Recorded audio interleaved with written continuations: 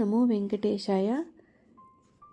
శ్రీ సిద్ధేశ్వరానంద భారతీ స్వామి యొక్క మహిమాన్విత యోగి అనే పుస్తకంలోని అద్భుత విషయాలను తెలుసుకుందాం. ఆ పుస్తకాన్ని రాసింది మంత్ర మహేశ్వరి శ్రీ శక్తి పీఠాధీశ్వరి అయిన మాతాజీ రమ్యానంద భారతీ స్వామిని వారు. సిద్ధేశ్వరాయ నమః. నారాయణ సమారంభాం శంకరాచార్య మధ్యమాం శ్రీ సిద్ధేశ్వర పర్యంతాం వందే గురు పరంపరాం. తల్లి తండ్రి గురువు దైవమైన శ్రీ స్వామివారి పాదాలకు నమస్కరిస్తున్నాను. ఈ భూమి మనుషుల మనుగడను ధర్మాన్ని రక్షించటం కోసం, దేవ కార్యాచరణ కోసం నిరంతర భూమి మీద ఉన్న సిద్ధాశ్రమంలో, అలాగే ఊర్ధ్వలోకాలలో ఉన్న సిద్ధమండలంలో అనేక సార్లు సిద్ధుల సమావేశాలు జరుగుతుంటాయి. ఎంతో అద్భుతమైన శక్తి సామర్థ్యాలు కలిగిన దేవకార్య సముద్యుతులు ఈ భూమి మీదకు ప్రవేశించి చేయవలసిన కార్యాచరణకు సంబంధించబడిన దైవ ప్రణాళిక అటువంటి సిద్ధి సమావేశాలలో నిర్ణయించబడతాయి. కొన్ని వేల సంవత్సరాల క్రితం సిద్ధమండలంలో జరిగిన ఒక సమావేశం ఫలితంగా భారతదేశ హిందూ ధర్మ చైతన్య మార్గంలో ఒక కొత్త శకం మొదలైంది. సిద్ధమండలంలో జరిగిన ఈ అద్భుత సన్నివేశానికి ఎంపిక చేయబడిన మహిమాన్వితమైన సిద్ధాశ్రమ సిద్ధులు అనుమతించబడ్డారు.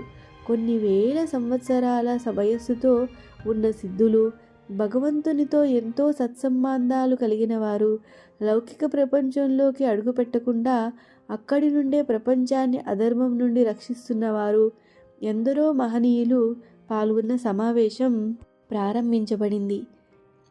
సిద్ధాశ్రమం నుండి వచ్చిన ఒక సిద్ధుడు మిగిలిన వారితోటి, మనమందరము ఇక్కడ సమావేశం కావడానికి కారణం ధర్మరక్షణ.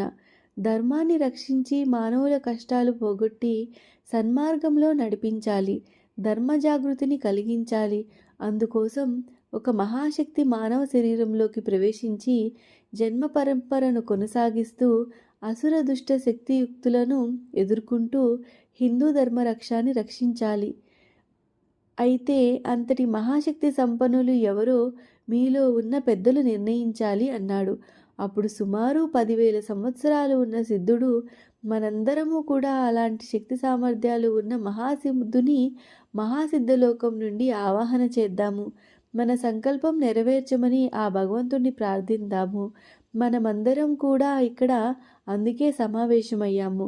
నాతో పాటుగా మీరు అందరూ కూడా ఆ శక్తిని ఆహ్వానించండి అని చెప్పాడు. అందరూ కూడా ప్రార్థించడం మొదలుపెట్టారు. కొన్ని క్షణాల తర్వాత మహాశక్తివంతమైన కాంతిపుంజం మిరుమిట్లు గొలిపే కాంతితోటి వారి కళ్ళ ముందర ప్రత్యక్షమైంది. అందులో నుండి, సిద్ధులారా, నన్ను ఎందుకు పిలిచారు అని వినిపించింది. సిద్ధులు తాము ఎందుకు పిలిచారో కారణం చెప్పి సగుణమైన దర్శనం కలిగించమని అడిగారు. ఆ కాంతిపుంజం పురుషాకారం తీసుకుంది. సిద్ధులందరూ సంతోషంతోటి, సిద్ధేశ్వరా, నీకు జయము జయము, మా ప్రార్థనలను మన్నించి వచ్చావు. దేవకార్యం కోసం నిన్ను పిలిచాము, మా సంకల్పం నెరవేర్చు అని అడిగారు. అప్పుడు సిద్ధేశ్వరుడు, నేను నిరంతర తపస్సుతో ధ్యాన సమాధిలో ఉంటాను. రాధాదేవి నా ప్రాణదేవత, భైరవుడు నా నిర్దేశకుడు. వారి ఆదేశం లేక నేను కనీసం శ్వాసించను. నాకు భూమి మీద తలపెట్టిన కార్యం చేయడానికి వారి ఆజ్ఞ కావాలి అని అన్నారు. సిద్ధేశ్వర, నీవు భైరవ స్వరూపం కాబట్టే మేమందరము నిన్ను భైరవనాథుడిగా వ్యవహరిస్తున్నాము.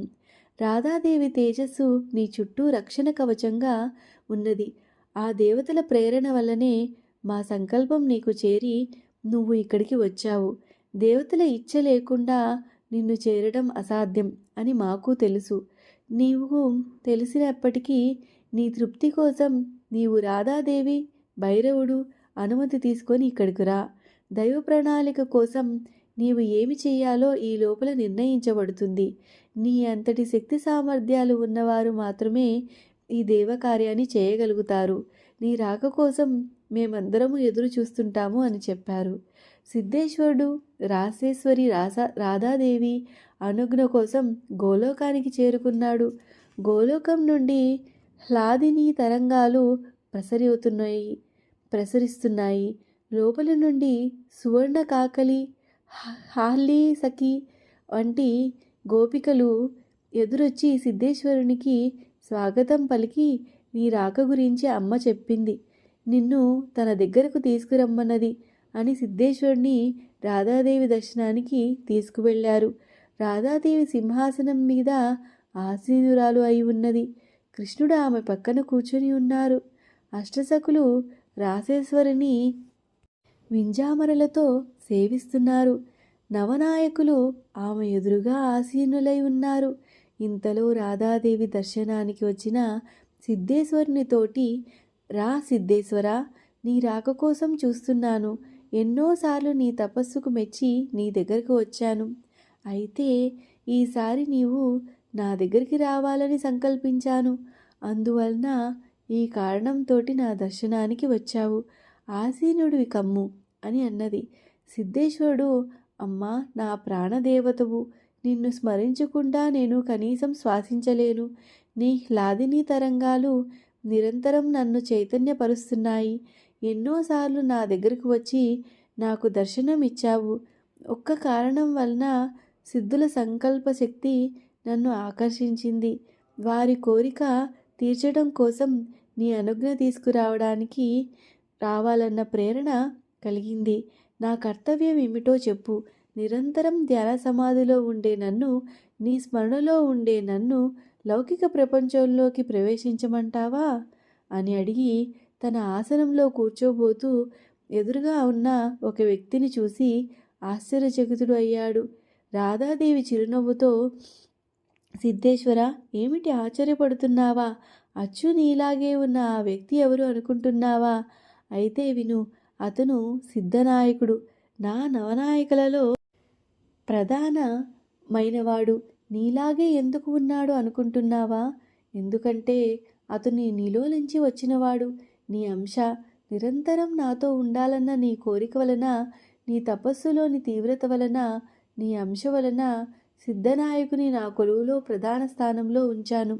ఇక్కడ మాత్రమే కాదు, ఎన్నో లోకాలలో నీ అంశతోటి దేవతలతో పాటుగా ఉన్నావు. ఇంకా నువ్వు నీ గురించిన ఎన్నో విశేషాలను తెలుసుకుంటావు. నీకు ఎప్పుడూ నేను తోడుగా ఉంటాను. నేను కూడా కొన్ని సంవత్సరాల్లో దేవకార్యం కోసం ఇక్కడ ఉన్న గోలోకాన్ని, భూమి మీద బృందావనంలోకి ప్రవేశించబోతున్నాను. అప్పుడు నువ్వు మానవ సర్ప ద్విరూపాధారణ శక్తులు కలిగిన శరీరంలో ఉంటావు. అప్పుడు కూడా బృందావనంలోకి ప్రవేశించి నా అనుగ్రహాన్ని చవి చూస్తావు. ఇందాక నేను చెప్పినట్లు అన్ని లోకాల్లోనూ నీ అంశలు ఉన్నాయి. భూలోకంలో జగీషవ్యుడి రూపంలో ఇప్పుడు ఉన్నావు.